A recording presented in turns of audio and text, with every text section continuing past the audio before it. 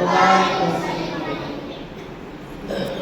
அல்லாஹ் தஆலாவுடைய மாபெரும் பெருமை கருணை, அல்லாஹ் தஆலா உயர்வான இந்த ஸலவாத்துடைய மஜ்லிஸிலே நாம் அனைவரையும் ஒன்று சேர்த்து அல்லாஹ்வை பற்றி பேசுவதற்கும் அல்லாஹ்வை பற்றி கேட்பதற்கும் ஒரு அற்புதமான ஒரு வாய்ப்பை அல்லாஹ் நமக்கு தந்திருக்கிறார். இந்த உயர்வான மஜ்லிஸ்ல முதல்ல ஸலவாத் பற்றி நான் பேசுகிறேன். பெருமானார் முஹம்மது ரசூலுல்லாஹி ஸல்லல்லாஹு அலைஹி வஸல்லம் அவர்கள் மீது நான் போதக்கூடிய ஸலவாத்துடைய மகிமையை பற்றி நீங்க தெரிஞ்சுக்கிட்டீங்கன்னா காலம் ஃபுல்லா ஸலவாத்தே வருவீங்க.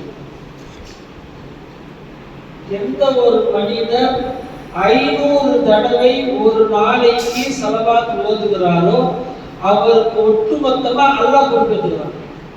அன்னைக்கு காலையில இருந்து சாயங்காலம் வரையும் அவருக்கு என்னென்ன தேவை இருக்கு, என்னென்ன விஷயம் அவருக்கு முடியணும், எல்லாத்தையுமே யார் முடிவு பண்ணிக்கிறார்?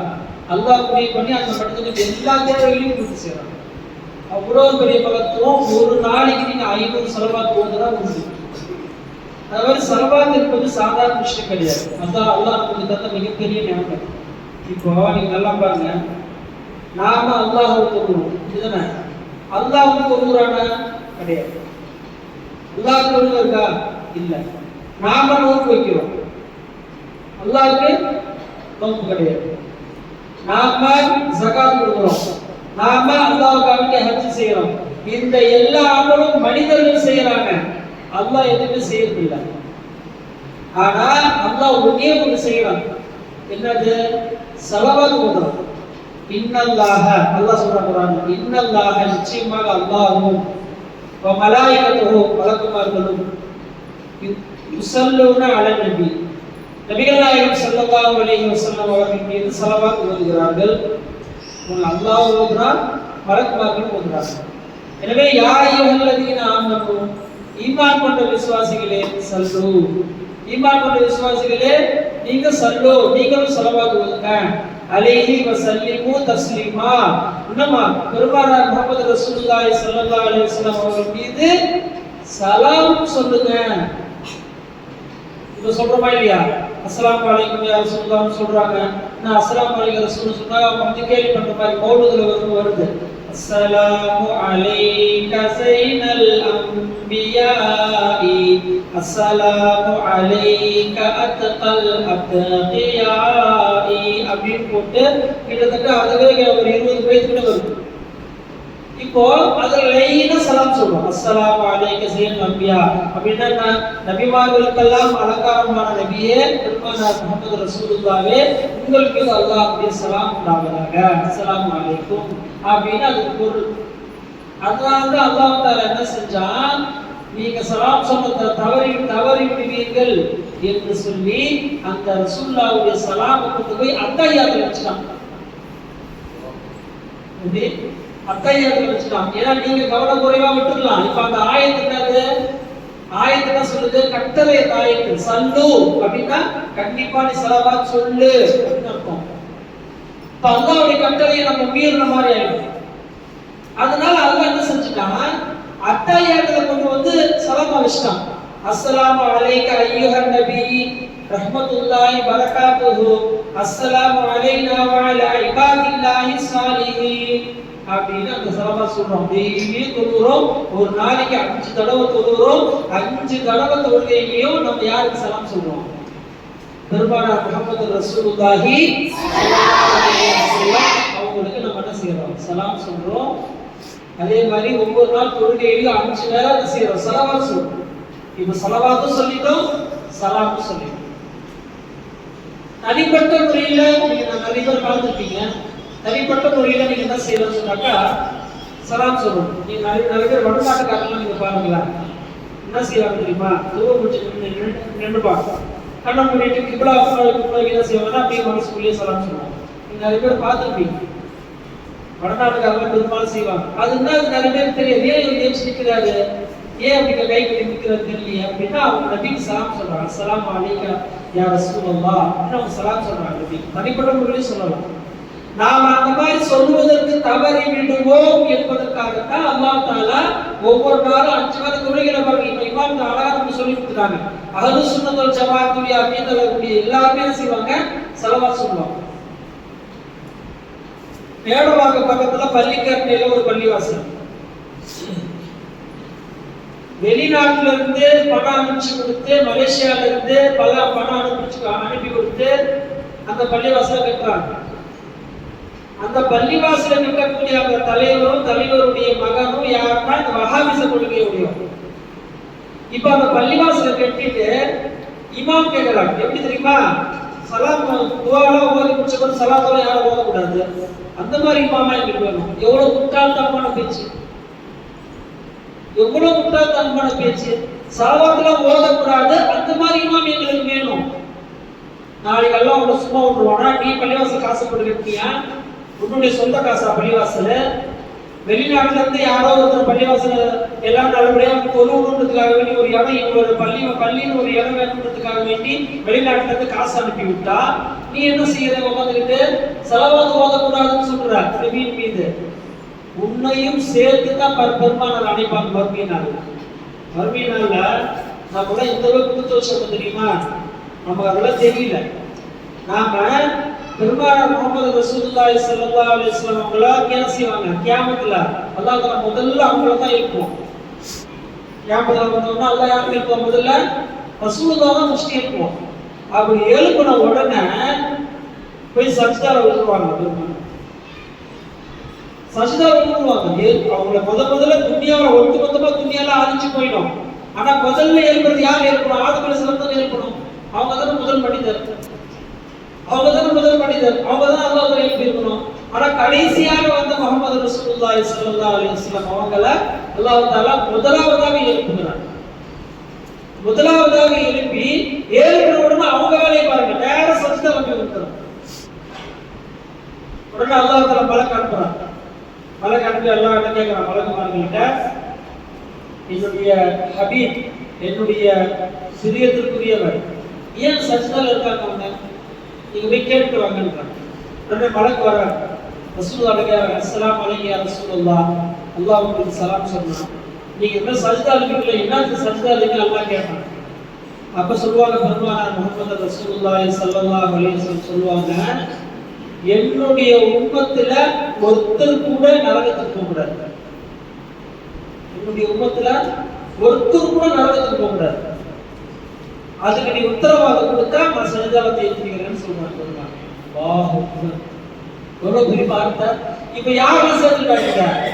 சலாத்துல ஓதாத, அப்பெல்லாம் சலாத்து ஓத வேண்டிய அவசியம் இல்ல, மௌனதெல்லாம் இல்ல, மீளாது இல்ல, அவரோட தேவை இல்ல, ரசூலுல்லாஹ் மீது மௌனது ஓத வேணாம் அப்படின்னு அவசியம் இருக்குது. சஹாபாக்கள் மௌனது ஓதுனாங்களா என்றெல்லாம் கேள்வி கேட்டவங்களையும் சேர்த்துதான் பெருமானார் சப்போர்ட் பண்றாங்க. ரசூலுல்லாஹ் ஸல்லல்லாஹு அலைஹி ஓதாதப்பா அப்படிலாம் பண்ண கிடையாது. அஞ்சு வேளை தொழுகையா போயிட்டே இருக்கு, தொப்பிலாம் கிடையாது, அதெல்லாம் இல்ல. தொப்பி போடாம தொழ முடியாது. உடனே மக்காவை எடுத்துக்கிறது. காபத்துல மக்காவை போய் பாரு, எத்தனையோ அரபிகள் வந்து அரபி ட்ரெஸ் போட்டுருப்பாங்க, தொப்பியே போட மாட்டாங்க. அவங்க கொண்டு வர ஆதாரம். மக்காலேயே யாரும் தொப்பி போடுறது இல்ல, நாங்க ஏன் பண்ணணும்? சரி மக்காலேயே சாராயம் குடிக்கிறானே, அந்த ஆதாரம் எடுத்துக்கியா? மக்காலேயே சாராயம் குடிக்கிறாங்க, பரவாயில்லையே, மக்காலேயே குடிக்கிறாங்க, நாங்களும் குடிப்போம் எடுத்துக்கலையே. மக்கா மாநகரில் வந்து விபச்சாரம் செய்யறாங்களே, மக்கா மாநகரில் விபச்சாரம் நடக்குது, அதெல்லாம் நாங்களும் செய்வோம், எடுத்துக்க முடியுமாங்க? ஆதாரம் என்பது மக்காவோ மதீனாவோ கிடையாது. நமக்கு ஆதாரம் என்ன தெரியுமா? குர்ஆன் தான். குர்ஆன் தான் நம்முடைய ஆதாரம், ஹதீஸ் தான் நம்முடைய ஆதாரம். எனவே அதை ரெண்டும் நம்ம வாழ்க்கையில பின்பற்றணுமே தவிர வேற என்ன செய்யக்கூடாது, வேற எதையும் நம்ம என்ன செய்யக்கூடாது, வாழ்க்கையில எடுத்துக்க கூடாது. அப்போ பெருமானார் யாருக்கு சப்போர்ட் பண்றாங்க? ஸலவாத் ஓதாத, மௌலூத் ஓதாத, தர்காவுக்கு போகாத, வலிமார்களுக்கு தர்பாருக்கு போகாதன்னு சொல்றாங்க பாருங்க. அவங்களையும் சேர்த்துதான் பெருமானார் நரகத்திலிருந்து காப்பாத்துறாங்க. இந்த மூதேவிகளுக்கு எங்க விளங்கும்? அங்கதான் ரசூலுல்லாஹ்வுடைய அந்தஸ்து விளங்கும். அடடா இப்படிப்பட்ட முஹம்மது ரசூலுல்லாஹ் மட்டுமே அப்படின்னு கை சேதப்படுவோம். அங்க வந்து இங்க யா ரசூலுல்லாஹ் ஸல்லல்லாஹு அலைஹி வஸல்லம் நாவு வர மாட்டேங்குது. யா ரசூலுல்லாஹ் சொன்னா ஸல்லல்லாஹு அலைஹி வஸல்லம் சொன்னதுக்கு நமக்கு நாவு வரல. அப்போ அந்த உயர்வான அந்த நபிக்கு கிடைச்ச அந்த நபிக்கு நாமெல்லாம் மிகப்பெரிய பொக்கிஷமா கிடைச்சிட்டோம். நாமெல்லாம் மிகப்பெரிய பாக்கியசாலிகள். மூசா அலைஹிஸ்ஸலாம் ஆசைப்பட்டாங்க இந்த உம்மத்துல வருது. யார் ஆசைப்பட்டா? மூசா அலைஹிஸ்ஸலாம் ஆசைப்பட்டாங்க. ஏன் ஆசைப்பட்டாங்க மூசா அலைஹிஸ்ஸலாம்? அவங்க வேற தௌராத் வந்து இறங்கிச்சு. அவங்க தௌராத் வந்து இறங்கின உடனே ஒண்ணுன்னா சொல்லிக்கிட்டே வந்தாங்க. அதுல அந்த வேதத்துல எழுதி இருக்குது. என்ன எழுதி இருக்குது? ஒரு கூட்டத்தார் இந்த உலகத்துல வருவாங்க, அவங்க நன்மையை செய்யணும்னு நினைப்பாங்க, ஆனால் ஒரு நன்மை எழுதப்படும். அந்த நன்மையை அவர்கள் செய்து முடித்து விட்டால் ஒரு நன்மைக்கு 10 நன்மை அவர்களுக்கு வழங்கப்படும். இப்ப நீங்க நினைக்கிறீங்க இஷா தொழில் சீக்கிரமா வந்து ஒரு 10 நிமிஷம் நான் திக்கு செய்வேன் அப்படின்னு நீங்க மனசுல நினைச்சீங்க. நீங்க நேரா பள்ளிவாசல் வந்துட்டீங்க. வந்து நினைச்ச உடனே ஒரு நன்மை எழுதியாச்சு. உங்களுக்கு நீ அமல் செய்யல, ஒரு நன்மை எழுதியாச்சு. இப்ப நீங்க அதே மாதிரி இஷா தொழிலுக்கு சீக்கிரமா வந்துட்டீங்க. வந்து 10 நிமிஷம் உட்கார்ந்து தஸ்பீஹ் திக்ர் செஞ்சீங்க. இப்ப அல்லாஹ் என்ன செய்யறான் தெரியுமா? ஒன்றுக்கு 10 நன்மை அல்லாஹ் உங்களுக்கு எழுதுறான். ஒன்றுக்கு 10 நன்மை அல்லாஹ் உங்களுக்கு எழுதுறான். இரண்டாவதா அதே அந்த உம்மத்துல யாராவது பாவம் செய்யறோம்னு நினைச்சா அந்த பாவத்தால எழுதுறது இல்ல. ஆனால் அந்த மனிதன் ஒரு பாவம் செய்து விட்டால் அந்த பாவத்துக்கு ஒரே ஒரு பாவம் தான் அல்லாஹ் தஆலா எழுதுறான். இப்படி ஒரு சமுதாயம் வருவாங்க. அதை தௌராத்ல குறிப்பிடுறான். உடனே மூசா அலைஹிஸ்ஸலாம் கேக்குறாங்க, யா அல்லாஹ் அந்த சமுதாயமாக என்னுடைய சமுதாயத்தை ஆக்கிடுறாங்க. அப்ப அல்லாஹ் தஆலா சொன்னானா, அது உங்க சமுதாயம் இல்ல. கடைசியா ஒரு நபி வருவாங்க, இறுதி தூதர் முஹம்மது ரசூலுல்லாஹி ஸல்லல்லாஹு அலைஹி வஸல்லம் வருவாங்களா இல்லையா? அந்த உம்மத்துக்கு தான் இந்த அந்தஸ்து. அல்லாஹ் எவ்வளவு பெரிய பாக்கியசாலி பண்ணுவோம். சும்மா நன்மை செய்யணும்னு நினைச்சதுக்கு ஒரு நன்மையா யாரு கொடுப்பா? அதுக்கப்புறம் என்ன செஞ்சாங்க அல்லாஹ் தஆலா? இந்த மாதிரி நிறைய விஷயங்களை சொல்லிக்கிட்டே வந்தான். எல்லாம் அந்த சமுதாயம், எல்லாம் கடைசி இறுதி தூதர் முஹம்மது ரசூலுல்லாஹி ஸல்லல்லாஹு அலைஹி வஸல்லம் அவங்களுடைய உம்மத்துக்கு தான், அவங்களுடைய உம்மத்துக்கு தான். இப்படியே சொல்லிக்கிட்டே வராங்க. மூசா அலைஹிஸ்ஸலாம் பார்த்தாங்க, இவ்வளவு சிறப்பு அந்த உம்மத்துக்கு இருக்குதா? அப்ப அல்லாஹ் சொன்னாங்க, யா அல்லாஹ் என்ன அந்த உம்மத்துல ஒரு சாதாரண மனிதனா ஆக்கிடு. நான் நபியா இருக்கணும்னா நான் நபியை விட வேணாம்ன்றேன். நான் நபியா இருக்கிறேன்ல, நான் நபியுடைய அந்தஸ்து எனக்கு வேணாம். அந்த சமுதாயத்துல எனக்கு ஒரு உம்மத்தை வாய்ப்பு கொடுங்க. அப்பதான் கேட்கறாங்க மூசா அலைஹிஸ்ஸலாம். நான் நபியை கூட வேற ஆசைப்படல, அந்த உம்மத்துல ஒரு உம்மத்தா வரணும்னு ஆசைப்படுறேன் அப்படின்னு சொன்னோன்னா அல்லாஹ் தஆலா சொன்னா, நபியே மூசா அலைஹிஸ்ஸலாம் அவர்களே, நீங்கள் முந்தி விட்டீர்கள். நீங்க முன்னாடி போயிட்டீங்க. நீங்க கிட்டத்தட்ட அவங்க வந்து உங்களுக்கு பிறகு நிறைய நபிமார்கள் வருவாங்க. அவங்க கடைசி நபி. உங்களுக்கு இடையில நிறைய நபிமார்கள் வர இருக்குது. சரியா? இப்ப அந்த நேரத்துல அவங்க என்ன செஞ்சாங்க? அப்ப அவங்களால ஆசைப்பட்டாங்க இந்த உம்மத்துல வர்றதுக்கு. அல்லாஹ் என்ன செஞ்சுட்டான்? முடியாது. ஈசா அலைஹிஸ்ஸலாம் ஆசைப்பட்டாங்க. ஈசா அலைஹிஸ்ஸலாம் ஆசைப்பட்டாங்க. கடைசியா ரசூலுல்லாஹ் வரதுக்கு 2000 வருஷத்துக்கு முன்னாடி வந்தவங்க தான் ஈசா அலைஹிஸ்ஸலாம். அவங்க ஆசைப்பட்டாங்க, நான் முஹம்மது ரசூலுல்லாஹ்வுடைய உம்மத்துல சாதாரண ஒரு உம்மத்தா நான் வரணும்னு ஆசைப்பட்டாங்க. அவங்களுடைய நியத்தை அல்லாஹ் கபூல் செஞ்சுக்கிட்டான். அதனாலதான் ஈசா அலைஹிஸ்ஸலாத்து வஸலாம் அவங்கள அல்லாஹ் தஆலா இந்த துன்யாவுல வாழ்ந்துட்டே இருக்கும்போது கடைசியா ஒரு சூழ்ச்சி நடக்குது, அவங்களை கொலை செய்யணும்னு சொல்லி அந்த நேரத்துல அல்லாஹ் தஆலா வானத்துக்கு பக்கம் ஈசா அலைஹிஸ்ஸலாம் உயர்த்திடுறாங்க. இன்னும் ஈசா அலைஹிஸ்ஸலாம் ரூஹ் போல அவங்க இன்னும் என்ன செய்யறாங்க? அவங்களுடைய ரூஹ் போகல, இன்னும் அவங்க உயிரோட தான் இருக்காங்க. நம்ம கடைசி காலம் வரும், இன்னும் கொஞ்ச நாள்ல தஜ்ஜால் வருவான். அந்த தஜ்ஜாலை கொல்வதற்காக வேண்டி மீண்டும் ஈசா அலைஹிஸ்ஸலாத்து வஸலாம் அவர்கள் இந்த உம்மத்திலே சாதாரண மனிதராக வருவார்கள். அல்லாஹ் அக்பர். அந்த சகுத்தமா பாருங்க. யார் ஆசைப்பட்டா?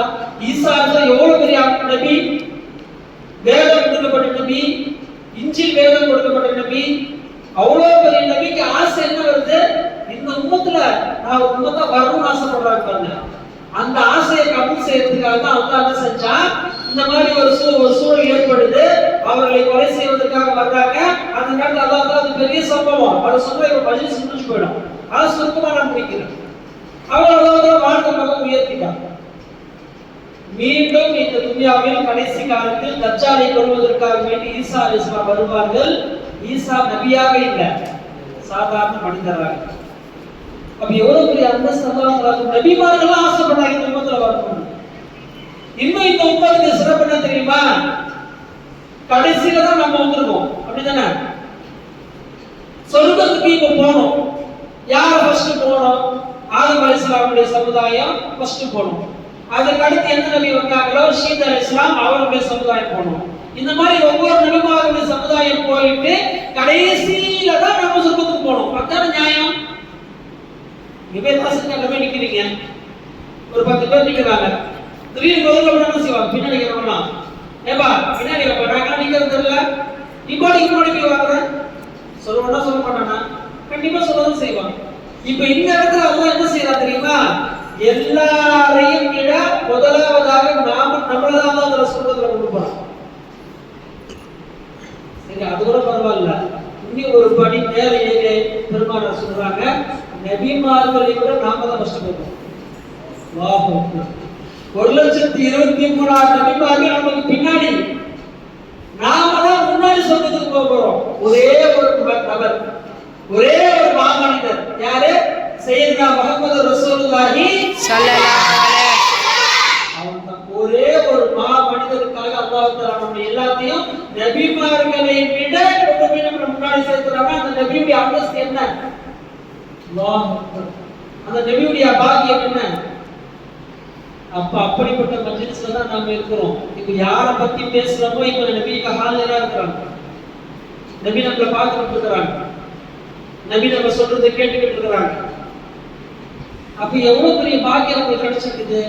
யாருக்கெல்லாம் கிடைக்கல, யாரெல்லாம் இந்த மஜ்லிஸை அலட்சியம் செய்தாங்களோ அவங்களுக்கு கிடைக்கல. கடைசி வரையும் இப்படிதான் இருப்பாங்க. நீங்க நினைக்காதீங்க நம்ம வந்து அறிவிப்பு செஞ்சுட்டோம், எல்லாரும் மஜ்லிஸ்க்கு வாங்க, திக்ர் மஜ்லிஸ்க்கு வாங்க சொன்னவங்க எல்லாம் அடைக்கலன்னு திரண்டு வருவாங்க. எல்லாரும் அதெல்லாம் வர மாட்டாங்க.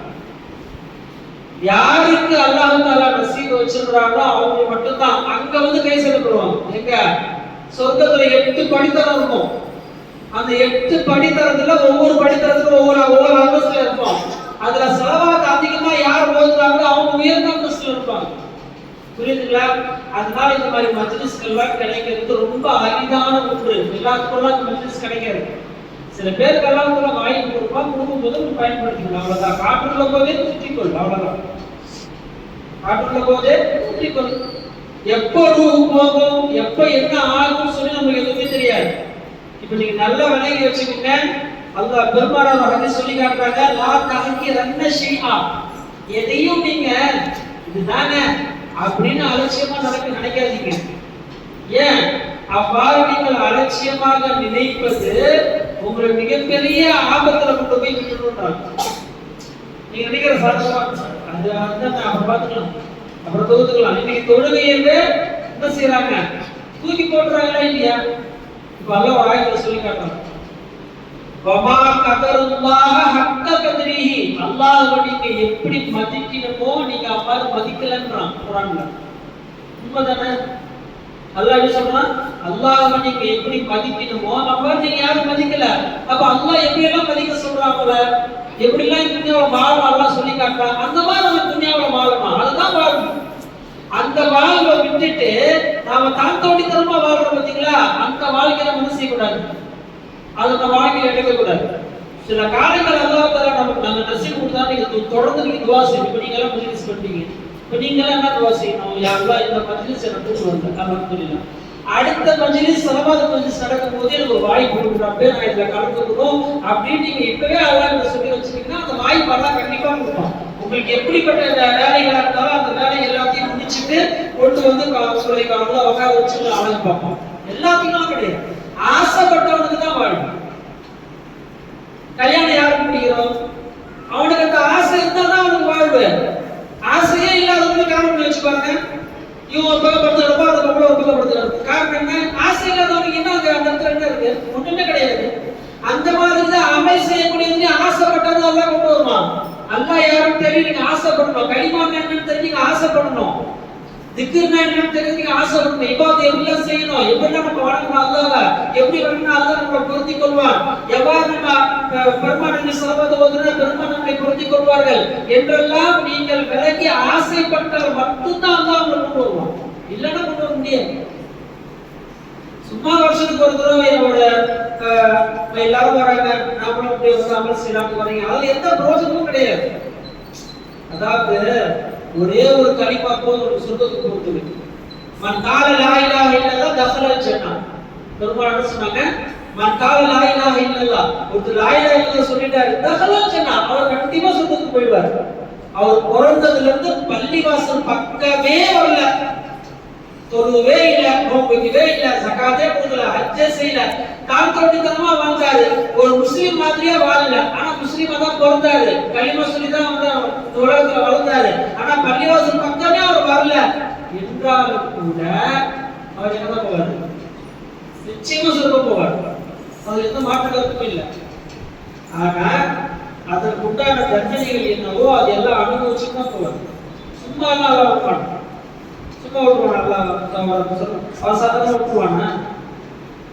எனவே இந்த இதெல்லாம் அந்த அமல்லாம் எதுக்கு திரும்ப கொடுத்துருக்காங்க? அதெல்லாம் யாரும் நீங்க விளக்கிட்டு அதுதான் கலிமாவை கொண்டு வரதுக்கு தான் அந்த கொள்கையெல்லாம் கொண்டு வாங்க. இப்ப நீங்க தக்பீர் நிக்கிறீங்க, அல்லாஹ் அக்பர் தக்பீர் நிக்கிறீங்க. இப்ப நிக்கும் போது உங்க மனசுல சிந்தனை வரணும், யாராவது இந்த நிக்கிற குழுவத்து இருக்கு, அது உனக்கு சொந்தமானது நீங்க நினைக்கணும். அதுதான் அந்த தொழுகையை கொண்டு வந்தான்.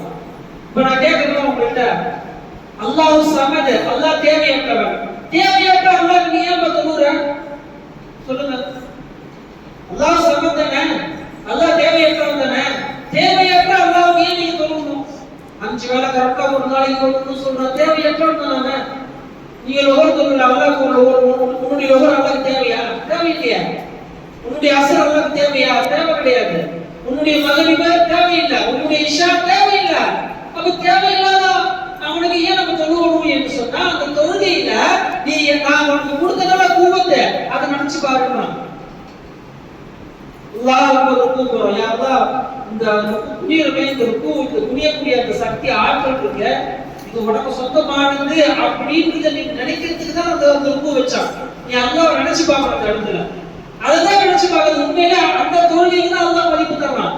நீங்க தொழுறீங்களா அல்லாஹ் அல்லாஹ் சபிலாலி மீது அல்லாஹ் போதுறமே, அந்த தொழுகைக்கு அல்லாஹ்வுக்கு எந்த மதிப்பும் கிடையாது. நீங்க தக்பீர் கட்டி நிக்கும் போது உங்க மனசுல சிந்தனை வரணும். என்ன சிந்தனை வரணும்? யா அல்லாஹ் உன் குவத்தை கொண்டு தான் நான் தொழுறேன். ஒண்ணு தக்பீர் கட்டவும் சிந்தனை வரணும், அல்லது ருக்கு போகவும் சிந்தனை வரணும், அல்லது சஜ்தா போகவும் சிந்தனை வரணும், அல்லது அத்தஹியாத்துல உட்காரவும் சிந்தனை வரணும். இல்ல எதுலயுமே சிந்தனை வரல, கடைசியில சலாம் கொடுங்க, அஸ்ஸலாமு அலைக்கும் வரஹ்மத்துல்லாஹ் அப்படின்னு நீங்க சலாம் கொடுக்குறீங்க. அந்த நேரத்துல உங்களுக்கு என்ன வரணும்? யா அல்லாஹ் இந்த குவத்தை கொண்டு தான் நான் சலாம் கொடுக்குறேன் பேர் சிந்தனை வரணும். வந்துருச்சுன்னா அந்த தொழுகை கபூல். அல்லாஹ் என்ன நினைச்சானோ அதை நீங்க அந்த இடத்துல கொண்டு வந்துட்டீங்க. இந்த தொழுகையை தான் அல்லாஹ் எதிர்பார்க்கிறான். சாதாரண தக்பீர் முடிக்கிறதுக்கு யாருக்கு அந்த தொழுகை? யாருக்கு கொடுக்குறோம்? அந்த தொழுகை அல்லாஹ் எதிர்பார்க்கிறதே இல்லை. ஜகாத்தை கொடுக்குறீங்க, அதாவது மிஸ்கீனுக்கு சதகா கொடுக்குறீங்க. சொன்னாங்க சதகா கொடுக்கக்கூடிய அந்த பெருமானை சொன்னாங்க, ஆயிஷா அவங்களை பார்த்து, நீங்க கொடுக்குறீங்களே அந்த சதகா, அது யார் வாங்குறா தெரியுமான்னு கேட்டாங்க. அப்ப ஆயிஷா நாயகி சொன்னாங்க, யார் சொல்லுங்க தெரியல, யார் சொல்லுங்க, அல்லாஹ் தான் வாங்குறாங்க. அல்லாஹ் தான் அதை வாங்குறாங்க, வாங்கி மிஸ்கின்களை கொடுக்குறாங்க. இப்ப அல்லாஹ் எங்க இருக்கான்? மிஸ்கின் தான் பாக்குறோம், வாங்குறவன் அல்லாஹ் தான் சொல்றாங்க. பெருமாள் மிஸ்கின்களை வாங்கி அல்லாஹ் தான் மிஸ்கின்களை கொடுக்குறான். அப்ப எவ்வளவு பெரிய உபகாரம். வாங்குறவன் யாரு? அல்லாஹ் தான் நீங்க நினைக்கணும். அதுக்கு தான் சதகா வச்சான். நீங்க கொடுக்கும் போது யாரோ ஒரு பிச்சைக்காரர் வந்தார் அந்த சூழ்நிலை நீங்க போக கூடாது. நீங்க அந்த இடத்துல லா இலாஹ இல்லல்லாஹ் கனெக்ட் பண்ணணும். எப்படி? இந்த சூரத்துல மௌலா தான் வந்திருக்கான், அவனுக்கு தான் நான் கொடுக்குறேன். அந்த சூரத்துல வந்து தெரியாத மாதிரி கேட்கிறான். அல்லாஹ் ஒரு பேர் இருக்கு, போலா. போலானா அப்பாவி, எதுவுமே தெரியாத சின்ன பசங்களை பார்த்துருக்கீங்களா? அப்படி தான் முடியும். எதுவுமே தெரியாத முப்பது வயதுல சாப்பிடுவாங்க ஐயா, குடிக்கிட்டீங்கன்னா கம்ப மாட்டோம். அப்பாவியான பிள்ளைங்க இருக்காங்க இல்லையா? அந்த மாதிரி அல்லாஹ் யாருன்னா அப்பாவியாங்க, அவன் அந்த மாதிரி அப்படியே அப்பாவியா வரும் அந்த சூரத்துல. ஆனா அவன் தான் என்ன செய்யறான்? உலகத்தை ஆட்டி படைத்து கொண்டிருக்கிறான். அந்த சதகா எவ்வளவு பெரிய எவ்வளவு விஷயம் தெரியுமா? தர்மம் தலை காக்கும், தக்க சமயத்தில் உயிர் காக்கும். சினிமா பாட்டு மாதிரி தெரியாது, சினிமா பாட்டு கிடையாது. ஹதீஸை வச்சுதான் சினிமா பாட்டை எழுதுறாங்க. குர்ஆனையும் ஹதீஸையும் வச்சுதான் அந்த பாட்டுகளுக்கும் அந்த கவிதைகளுக்கும் உயர்வு வந்தது. எதனால? குர்ஆனை கொண்டு ஹதீஸை கொண்டுதான். அப்படிப்பட்ட அந்த சதக்காவுக்கு என்ன இன்னைக்கு ஜும்மா முடிஞ்சு நான் போறேன். ஜும்மா முடிஞ்சு அங்க போறேன். ஸ்கூல் தாண்டி ஸ்கூலுக்கு முன்னாடி போயிட்டு இருக்கிறேன். ஒரு ஆட்டோக்காரர் முன்னாடி போறாரு. மேல ஒரு குடிகாரங்க முடிச்சுட்டு ஒரு கல்ல தூக்கி போடுறாங்க. ஆட்டோ கண்ணாடி தூக்குறோம் வந்துச்சு. ஒரு பைக் தூக்கி கீழே இறக்கிட்டாரு. உடனே குடிகாரர் கீழே இறங்கி அவரை முடிச்சு அடிக்கிறார் ஆட்டோக்காரன். நம்ம முஸ்லீம் யாரும் தெரியல எனக்கு. நம்ம ஒருத்தர் அவரை முடிச்சு அடிக்கிறார். இந்த இடத்துல ஒரே ஒரு சிந்தனை தான் எனக்கு இருந்துச்சு. இப்போ நானு இங்க இருந்து சும்மா முடிச்சுட்டு அப்படியே போறேன். இந்த இடத்துல ஃபர்ஸ்ட் ஒரு கோயில் வருதா இல்லையா, இது கொடுக்காங்க இல்லையா, அந்த இடத்துல ஒரு வயசான அம்மா வந்து ஐயா என்ன கொடுக்க ஏன் கேட்கறாங்க. உடனே அந்த இடத்துல பைக்கை நிறுத்தி அவங்க என்னால முடிஞ்சதை அவங்கள்ட்ட செஞ்சேன். தர்மம் செஞ்சுட்டு அதுக்கப்புறமா நான் அப்படியே பைக்ல போறேன். இப்ப அந்த ஆட்டோ முன்னாடி போகுது, நான் பின்னாடி போறேன். இப்ப அந்த அம்மா என்கிட்ட மிஸ்கின் பிச்சை கேட்கலன்னு நான் முன்னாடி போயிருப்பேன். ஆட்டோக்காரி பின்னாடி வந்துருப்பாரா. இப்ப போட்ட கல்லு என் தலையில இப்ப அந்த போட்ட அந்த கல்லு என் தலையில உடாம என்னை காப்பாத்தி நிறுத்துறதுக்காக அல்லாஹ் தஆலா ஒரு மிஸ்கின் வைக்கிறான். மிஸ்கின் சூழ்நிலை நின்று ஐயா என்ன உதவி செய்ய நாம கண்ணு காணாத மாதிரி போயிருந்தீங்க, அந்த ஆபத்து உங்க தலையில தான் கண்டிப்பா இருக்கும். இவ்வளவு பெரிய காலத்துக்கு போனோம் ஒரு மாதிரி இருக்கு. அதான் நினைச்சேன், அதான் நம்ம எப்படி எல்லாம் காப்பாத்துறான். ஒரு நிமிஷம் நின்று அந்த அம்மா காசு எடுத்து கொடுத்துட்டு அதுக்கப்புறமா நான் போறேன். இந்த சம்பவம் நடக்குது. அவங்க பின்னாடி தான் போறேன். கொஞ்சம் ஆட்டோ முன்னாடி போறாரு, ஒரு 10 அடி பின்னாடி நான் போறேன்.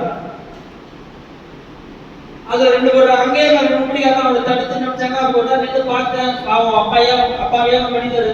சரி, அவருக்கு என்ன ஏன் இந்த மாதிரி நடக்குதுன்னு சொல்லி நம்ம அதில் தலையிடக்கூடாது. அவர் அப்பாவையான மனிதர் தான். அந்த மாதிரி ஏன் நடக்குது நமக்கு தெரியாது. அது அல்லாஹ்வுக்கு அவங்களுக்கு உள்ளது. அதை தலையிட்டு யாரும் ஆயிடுச்சு அப்படின்னு சொல்லி வருத்தப்பட்டு வேணா போலாம். ஏன் அல்லாஹ் அந்த மாதிரி செஞ்சன்னு கேட்டீங்கன்னா நம்ம மாட்டிப்போம். அதுல ஒரு மாரிஃபா இருக்குது. என்ன இதற்கு முன்னாலே அவர் என்ன செஞ்சாருன்னு நமக்கு தெரியாதுல்ல. ஏன் அந்த கண்ணை அல்லாஹ் கொடுத்தா நமக்கு தெரியாதுல்ல. அதனால அதை பத்தி பேசக்கூடாது. நம்ம எதை பத்தி பேசணும்? நம்ம அல்லாஹ் அந்த முஸ்லிம்களை இருந்து காப்பாத்தினாங்க இல்லையா? எப்படி காப்பாத்தினாங்க? தர்மம் செஞ்சனால அவனை காப்பாத்தினா. அந்த மாதிரி தான் தர்மம் தலை காக்கும். நீங்கள் எங்கடா வெளியூருக்கு போறீங்க, தர்மம் செஞ்சுட்டு போங்க. இங்க இருந்து எங்கடா ஒரு டூருக்கு போறீங்க, தர்மம் செஞ்சுட்டு போங்க. எங்கடா வெளிநாட்டுக்கு போறீங்க, தர்மம் செஞ்சுட்டு போங்க. ஒரு வீடு வாங்க போறீங்க, தர்மம் செஞ்சுட்டு போங்க. ஒரு கல்யாணத்துக்கு போறீங்க, தர்மம் செஞ்சுட்டு போங்க. யாராவது மிஸ்கினை பார்த்து 10 ரூபாய் 20 ரூபாய் எடுத்து வச்சு ஒரு 50 ரூபாய் கொடுத்தா என்ன எடுப்பது கேட்கணும். என்ன எடுப்பது? ஒன்னா போகுது. நீங்க முந்திய வசூல் பள்ளிவாசல பண்றாங்களே, ஒவ்வொருத்தரும் 10 ரூபாய் போட்டு பாருங்க. எவ்வளவு முந்திய வசூல் யாரு போடுறது? நான் எதுக்கு போடணும் பள்ளிவாசலுக்கு? அந்த சிந்தனையே தர்மம் செய்யணும்ன்ற சிந்தனையே கிடையாது இன்னைக்கு பெரும்பாலான. ஒவ்வொரு பள்ளிவாசலையும் நான் சொல்றேன், இந்த பள்ளிவாசல் கிடையாது, ஒவ்வொரு பள்ளிவாசல்லையும் நீங்க செய்யக்கூடிய தர்மத்துல ஒரு ஆளு 10 ரூபாய் 20 ரூபாய் எல்லாரும் போட்டாங்கன்னா ஒரு வாரத்துல 5000 ரூபாய் 6000 ரூபாய் உச்சமா வசூல் வருமா இல்லையா? கண்டிப்பா யாருக்கும் மனசு வரதில்லை. 10 ரூபாய் எடுத்து அந்த முன்னேற்றம் போடணும், பள்ளிவாசல் நம்ம கொடுக்கணும்ன்ற சிந்தனை இன்னைக்கு யாருக்குமே இல்லை. அதனால நிறைய முஸ்லிம்களை சந்திக்கிறாங்க. அப்ப ஏன் இதை சொல்றேன்னா, நீங்க சதக்காத்து கொடுக்குறீங்க, ஜக்காத்து கொடுக்குறீங்க, கொடுக்கும் போது அவங்க யார் வாங்குறான்னு நீங்க பாருங்க. கொடுக்கும் போது உங்கள இருந்து யார் கொடுக்குறான்னு நீங்க பாருங்க. யாரெல்லாம் ஒரு குவத்தை கொண்டு தான் நான் கொடுக்குறேன், அவர் ஒரு குவத்தை கொண்டு தான் வாங்குறாரு, அவருடைய சூரத்துல நீ தான் இருக்கிற. இதெல்லாம் தான் கலிமாவுக்கு சொல்லி தருது. இதுக்குதான் தர்மம் செய்ய சொன்னா, அவர் மிஸ்கின் அவருக்கு தர்மம் செய்ய. ஏன் அல்லாஹ் நினைச்ச இந்த உலகத்துல எல்லாரையும் பணக்காரங்க முடியாதா? அல்லாஹ் ஆயத்துல சொல்லி காட்டுறான், அல்லாஹு கனியும், அல்லாஹ் தான் பணக்காரன், வஅன்துமுல் ஃபுகரா. இந்த துன்யாவுல இருக்கிற கோடீஸ்வரனை பார்த்து அல்லாஹ் சொல்றான்.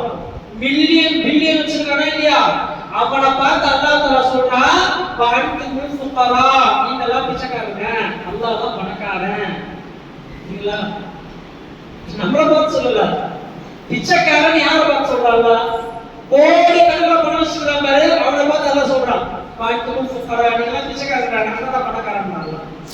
இப்ப என்ன செய்வீங்க? அல்லாஹ் இப்ப அப்படிப்பட்ட மாலிகளுக்கு சாரா ஜஹாக மாலிகம் அல்லாஹ் யாரு? சாரா ஜஹாக சர்வலோக சக்கரவர்த்தி அல்லாஹ் தான்.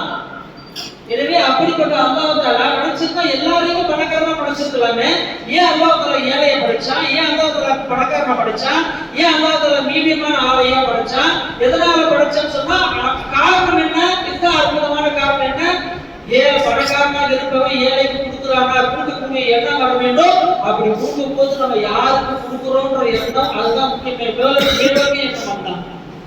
இப்ப ஆயிஷாவுக்கு அடுத்துதான் செஞ்சாங்க, தன்னுடைய தீனாக்கள் சென்டெல்லாம் பூசி அத்தெல்லாம் பூசி அதுக்கப்புறமா என்ன செஞ்சாங்க, எல்லாருக்கும் அப்படின்னு கொடுத்தாங்க. அப்புறம் ரசூலுல்லாஹ் கேட்டாங்க, என்ன நீங்க இந்த மாதிரி கொடுக்குறீங்களா?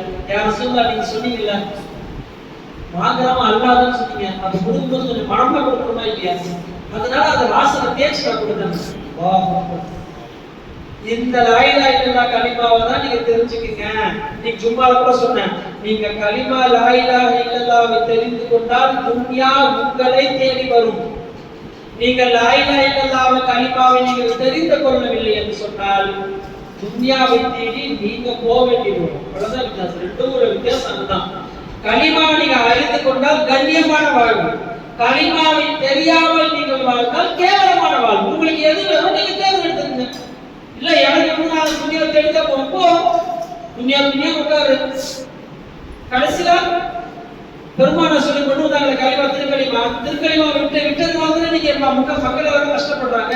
இன்னைக்கு நான் கேட்கிறேன், முஸ்லிம்கள் எல்லாருமே கஷ்டப்படுறாங்கன்னு சொன்னா ஏன் கஷ்டப்படுறாங்கன்னு கேட்கறேன்.